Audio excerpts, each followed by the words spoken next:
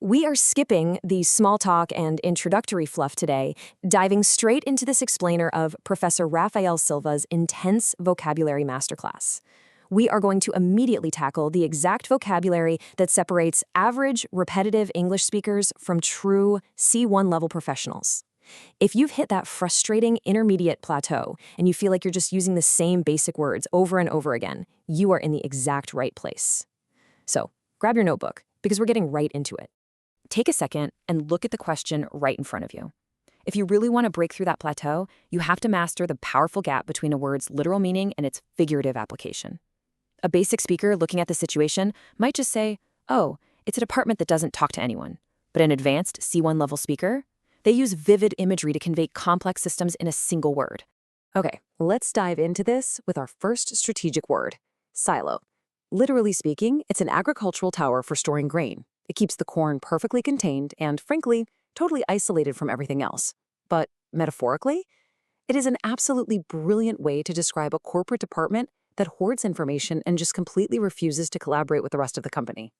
What's really fascinating here is how we take a massive physical structure meant for farming and we use it to vividly describe a toxic lack of communication in modern business. You see, advanced vocabulary isn't necessarily about learning entirely new, obscure words that no one's ever heard of. It's actually often about applying familiar, everyday concepts to entirely new, abstract environments. The crucial point to take away is how wielding the specific word instantly communicates complex organizational dynamics without having to use clunky, repetitive phrasing. When you step up and say, "We need to break down internal silos," you immediately sound authoritative. You're diagnosing a structural business problem using highly efficient language, completely bypassing a basic phrase like, "We need to stop departments from hiding things from each other." Let's take this aggressive corporate dynamic a step further. Enter the word poacher. Now, in its primary definition, a poacher is someone who illegally hunts game on protected land. But in the corporate world, a poacher is a company that aggressively sneaks in and steals top talent right out from under its competitors.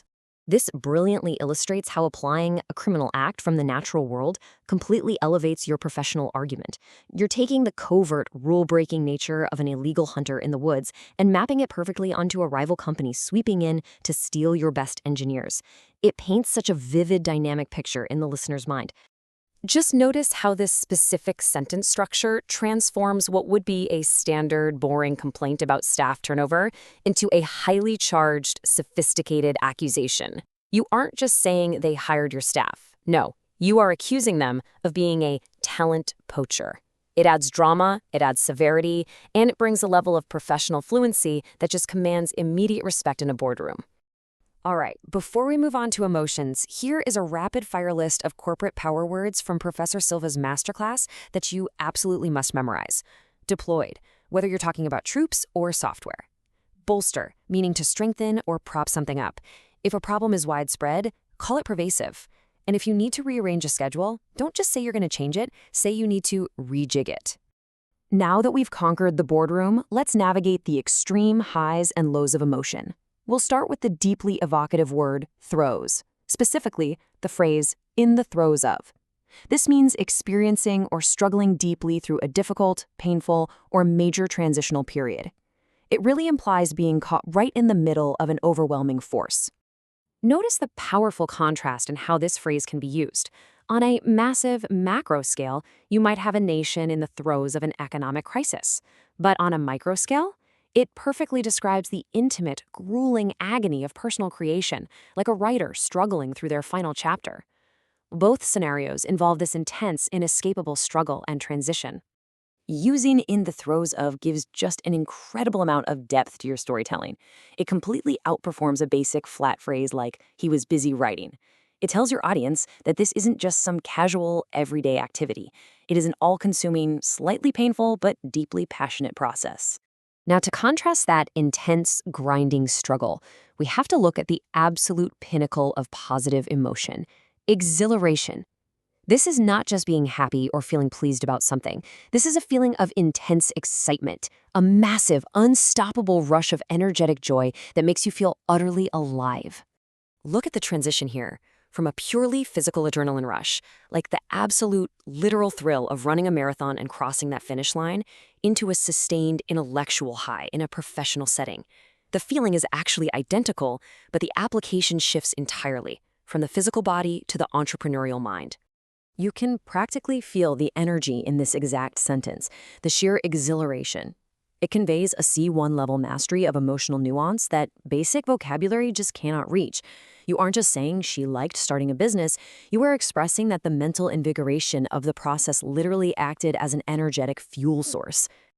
You're going to want to absorb these emotional extremes into your arsenal immediately.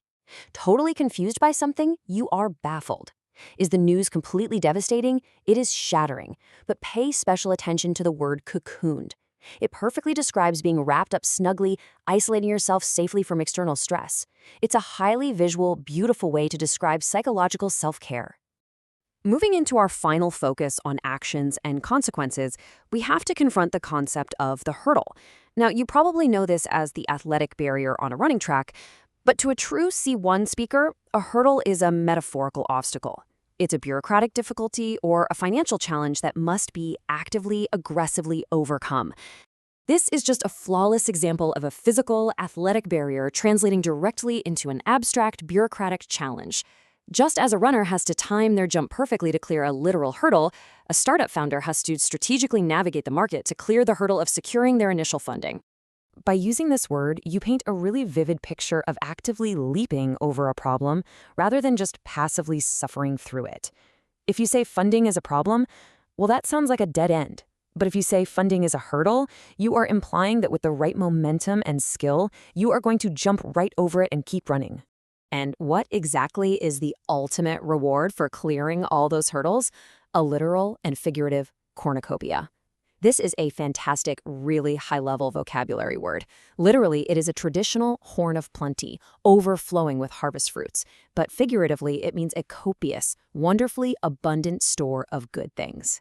Watch how this builds from a historical, physical object into a highly sophisticated way to describe modern abundance. We take this ancient physical symbol of a successful autumn harvest, and we apply it perfectly to an overwhelming variety of digital goods, software choices, or artistic ideas. Deploying cornucopia in this context instantly signals to your listener that you possess a refined academic grasp of the English language. You aren't just sitting there saying the internet has a lot of stuff. You are actively using a term that evokes richness, endless variety, and an overwhelming sense of plenty. Lock in these action-oriented words to describe dynamic changes. If a conflict grows, it escalates. If you attack a problem head-on, you tackle it. But I really want you to focus on tipping point. That's that critical moment when a system hits a threshold and an unstoppable, irreversible shift occurs. It is absolutely essential vocabulary for discussing any sort of modern trend or societal change. As Professor Silva really hammers home in the source material, knowing these definitions in theory means absolutely nothing if they just stay locked away in your notebook. The ultimate equalizer, the one thing that actually levels the playing field between an intermediate learner and a native-level professional, is actively deploying these nuanced secondary meanings in your daily communication. You have to take them off the page and literally put them into your mouth. So here is my final challenge to you as we wrap up this explainer. Look at the concepts we've covered today. The silos, the poachers, the hurdles, the sheer exhilaration of it all. Which of these words are you going to wield to elevate your very next conversation? Don't just politely recognize them when other people say them. Be the one who deploys them. Thank you so much for joining me, and I challenge you, go use at least one of these C1 words before your day is over.